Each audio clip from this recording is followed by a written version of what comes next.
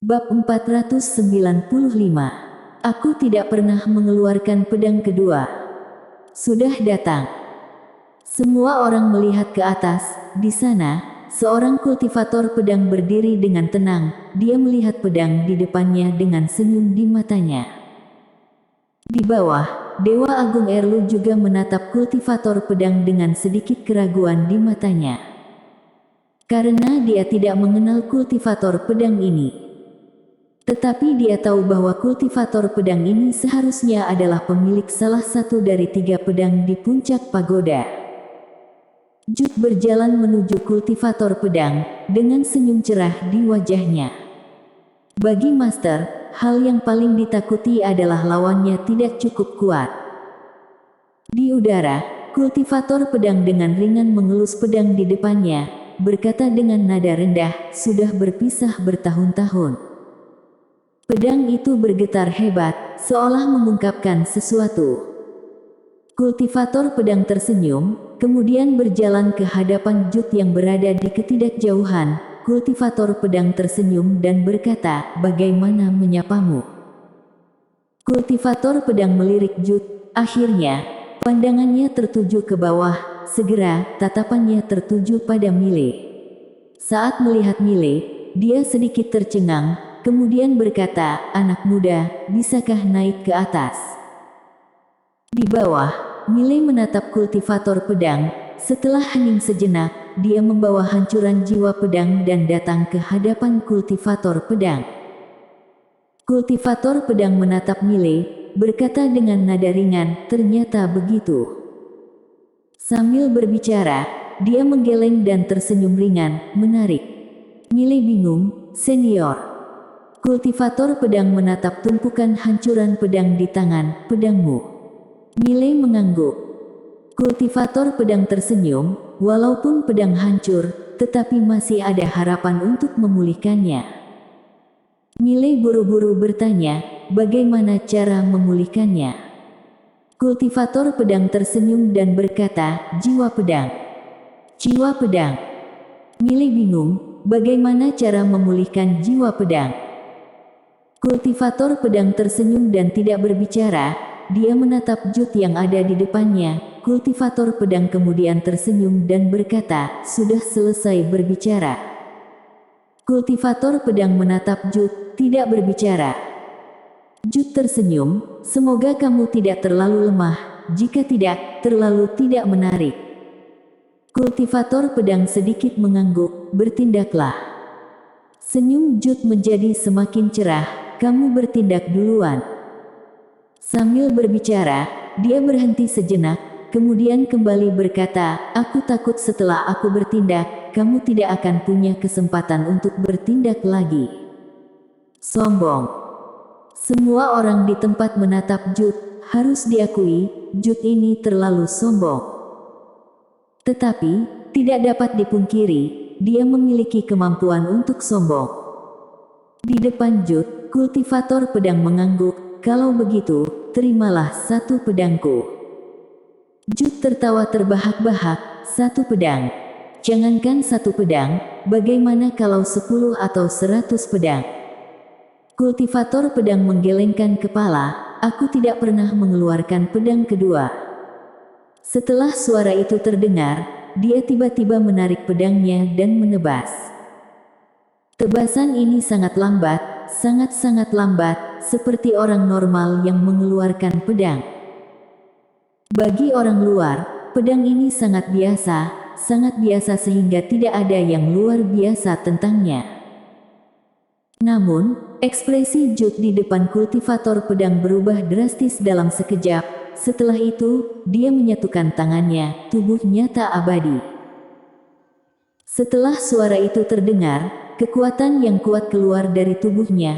Dengan munculnya kekuatan ini, ruang hampa dalam radius puluhan ribu mil benar-benar mendidih pada saat ini, seolah-olah tidak tahan dengan kekuatan ini. Tidak hanya itu, cahaya keemasan tiba-tiba muncul di sekelilingnya. Cahaya keemasan ini langsung menyelimutinya. Dan saat pedang itu jatuh, kekuatan di depan Jut langsung menghilang. Setelah beberapa saat, tempat itu telah kembali tenang.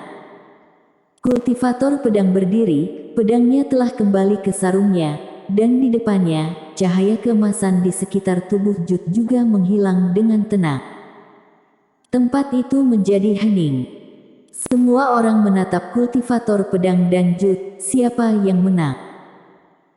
Setelah beberapa saat, mata Jud tiba-tiba menjadi sedikit linglung. Tidak mungkin, aku belajar bela diri sejak umur 6 tahun, 10 tahun mendapat pencerahan seni bela diri, 19 tahun sudah melewati jalan agung langit dan bumi, 26 tahun dinobatkan sebagai kaisar. Tidak, bagaimana mungkin aku bahkan tidak bisa menerima satu pedangmu? Tidak. Mendengar perkataan Jud ini, semua orang di tempat tercengang. Jud ini telah kalah kepada kultivator pedang. Di depan Jud, kultivator pedang menatap Mile. Pagoda itu telah mengakuimu sebagai tuan. Mile mengangguk, benar. Kultivator pedang berkata dengan nada ringan, pagoda ini bukan benda biasa, orang yang menciptakan pagoda ini juga orang yang luar biasa. Pagoda ini ada di tanganmu, termasuk jodoh, kamu harus memanfaatkannya dengan baik. Mile tersenyum kecut, pagoda ini sangat berbahaya. Kultivator pedang tersenyum dan berkata dengan nada rendah, memang benar. Keberadaan internal pagoda ini tidak dapat kamu lawan sekarang. Sambil berbicara, dia menatap pedang di tangan, seolah tahu niat kultivator pedang. Pedang itu mulai bergetar dengan ringan. Kultivator pedang tersenyum, kemudian dia menjentikkan jarinya. Pedang di tangannya mendadak masuk ke dalam alis Mile, kemudian kembali ke puncak pagoda. Dalam sekejap, pagoda penjara alam ini bergetar hebat, tetapi segera kembali tenang. Kultivator pedang menatap Mile, sampai berjumpa lagi. Setelah suara itu terdengar, tubuhnya berangsur-angsur menjadi ilusi. Tubuh bayangan. Melihat adegan ini, semua orang di tempat membatu. Bahkan Mile juga membatu di tempat. Dia tidak menyangka bahwa kultivator pedang di hadapannya adalah tubuh bayangan. Hanya sebuah tubuh bayangan. Dewa Agung Erlu yang berada di samping Mile juga terkejut.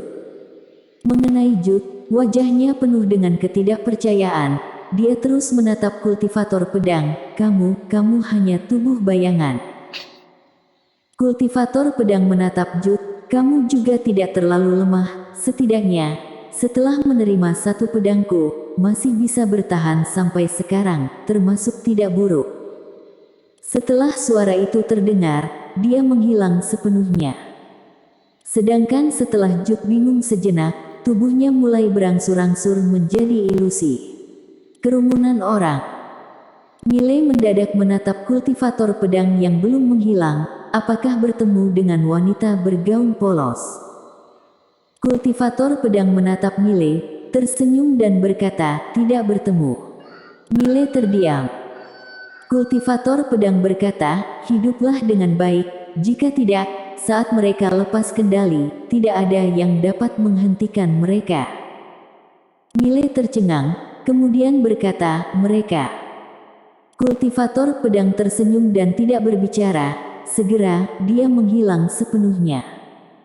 Di tempat, Mile mengerutkan kening, bingung.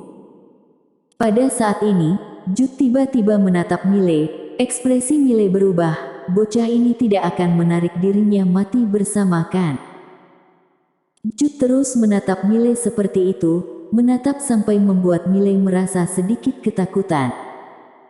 Setelah beberapa saat, Jud berkata, aku memiliki harapan yang belum terwujud. Mile terdiam. Dia tidak mengatakan apapun, tetapi dalam hatinya memarahi, apa hubungan harapanmu yang belum terwujud denganku? Tetapi dia tidak mengatakannya, karena bocah ini jelas akan segera mati. Pada saat ini, dia tidak ingin memprovokasi lawan, agar lawan tidak menariknya untuk mati bersama. Seperti tahu apa yang dipikirkan Mile, Jud berkata dengan nada ringan, ada keuntungan. Keuntungan. Mile tetap terdiam. Keuntungan harus dapat dilihat dan diambil baru disebut keuntungan, tidak dapat dilihat dan tidak dapat diambil hanyalah omong kosong. Jude menatap Miley, dia membuka tangan kanannya, di telapak tangannya adalah sebuah cincin penyimpanan berwarna hitam gelap, cincin kaisar. Miley ragu sejenak, kemudian bertanya, barang apa? Jude berkata, sebuah harta karun, di dalamnya terdapat teknik satu komunitasku, aku tidak ingin teknik ini tidak diwariskan. Selain itu, barang ini adalah simbol sebuah status, kelak jika kamu ada kesempatan pergi ke Star Territory, cincin ini bisa sangat membantumu. Miley terdiam.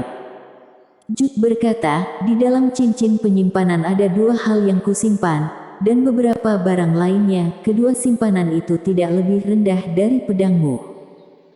Miley berkata dengan sungguh-sungguh, jangan bicarakan hal ini dulu. Sambil berbicara, dia mengeluarkan hancuran pedang penakluk jiwa, jika kamu dapat membantuku memperbaiki dan memulihkannya, aku akan menyetujui apapun syaratmu. Jude menatap Miley, kemudian berkata, lebih baik kamu perbaiki sendiri. Miley mengerutkan kening, apa maksudnya? Jude berkata, bukankah tadi kultivator pedang sudah memberitahumu? Pedang ini kamu perbaiki sendiri, akan lebih baik. Miley terdiam. Jude kembali berkata, jika kamu berjanji membantuku menyelesaikan satu hal, sebelum mati, aku akan melakukan satu hal untukmu. Miley menatap Jude, hal apa? Jude berkata, membantumu menyegel lantai 6 untuk beberapa waktu. Miley mendadak marah, lantai 6. Kenapa tidak ada habis-habisnya? Saat ini, dia hampir pingsan. Satu lantai demi satu lantai, siapa yang tahan? Siapa yang tahan?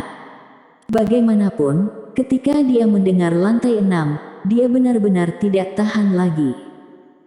Wajah Jude tanpa ekspresi, kamu menyalahkanku. Salahkan pagoda ini. Kamu pukul saja dia. Miley. Jude berkata dengan datar, bagaimana, setuju atau tidak? Miley berkata dengan sungguh-sungguh, lantai 6 itu apa? Jude menggelengkan kepala, tidak tahu. Miley mengerutkan kening, Jude berkata, awalnya aku ingin naik dan mencari tahu, sayangnya, tidak bisa masuk. Awalnya aku berniat masuk secara paksa setelah benar-benar memulihkan kemampuanku dan melihat lantai-lantai itu, aku ingin melihat, mereka mempunyai hak apa untuk dikurung di atasku. Sudut mulut Miley berkedut sedikit, rupanya bocah ini peduli pada hal ini. Benar juga, dia dikurung di lantai 5. Sedangkan yang bisa dikurung di atas menandakan bahwa mereka lebih kuat daripada dia, bocah ini tidak puas.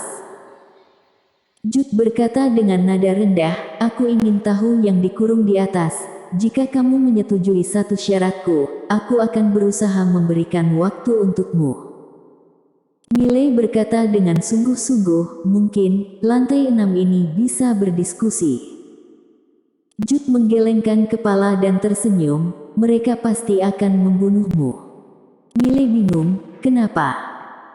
Jude berkata, mereka ingin masuk dalam 5 dimensi, mereka membutuhkan pagoda ini, mereka tidak bisa masuk ke dalam tanpa pagoda ini. Miley berkata dengan sungguh-sungguh, 5 dimensi. Kenapa kalian semua ingin masuk 5 dimensi? Jude menatap Miley, kamu tidak mengerti, mungkin kelak kamu akan mengerti. Aku tidak punya banyak waktu, bagaimana pertimbanganmu? Miley terdiam. Jude berkata, tidak ingin tahu kemampuan lantai 6. Miley mengangguk, apa syaratmu? Jude tersenyum, pergi ke Star Territory, cari seorang gadis bernama Kaoru, beritahu dia, aku minta maaf soal perjanjian tahun itu. Kaoru. Miley sedikit mengangguk, aku sudah mengingatnya. Jude memandang ke ujung langit, matanya sedikit linglung, sebenarnya, aku sangat bodoh. 3 pedang berdiri di atas pagoda, menandakan bahwa pagoda ini pernah mencari mereka bertiga, sangat jelas mereka bertiga tidak dikurung. Jika aku lebih sederhana, mungkin aku tidak akan mati. Setelah suara itu terdengar, dia tiba-tiba berubah menjadi seberkas cahaya putih dan masuk ke dalam tubuh Mile. Mile buru-buru tenggelam ke dalam tubuhnya. Cahaya putih itu langsung memasuki lantai 6. Setelah hening sejenak, suara Jut terdengar dari benak Mile, ini bukan 4 dimensi. Sebelum kata-kata itu selesai, suara Jut tiba-tiba berhenti dan menghilang sepenuhnya. Mile terdiam. Bersambung.